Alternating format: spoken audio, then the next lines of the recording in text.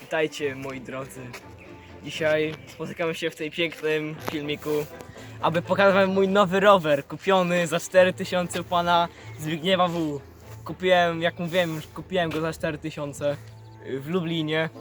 Dobra, teraz bez zbędnego pierdzielenia lecimy do naszego rowerka.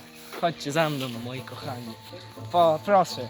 Ten amortyzator kosztował 1200 zł. To jest połowa pensji twojej, na przykład, nie wiem, mamy albo taty.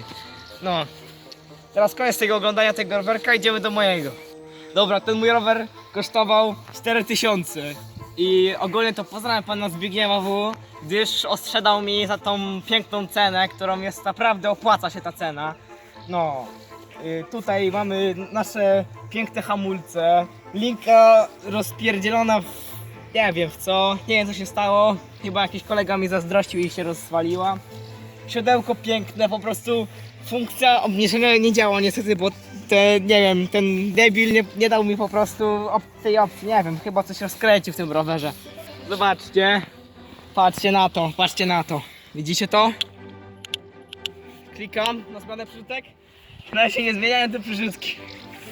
Dobrze, no ale ogólnie rower taki, tak powiem, mocne 5 na 10 bym powiedział. Rama bardzo mi się podoba. Oczywiście tutaj są piękne amortyzatory. Teraz pokażę wam urywki z mojej jazdy.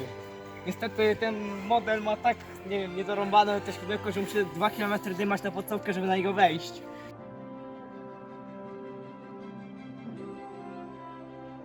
No, opłacało się kupić go za 4000. Pozdrawiam jeszcze raz pana Zbigniewa W. No i to koniec naszego dzisiejszego recenzji naszej pięknej bestii za 4000. No, to do zobaczenia do następnego filmiku. Cześć, nie zapomnijcie zostawić subskrypcji, łapki w górę. No, cześć.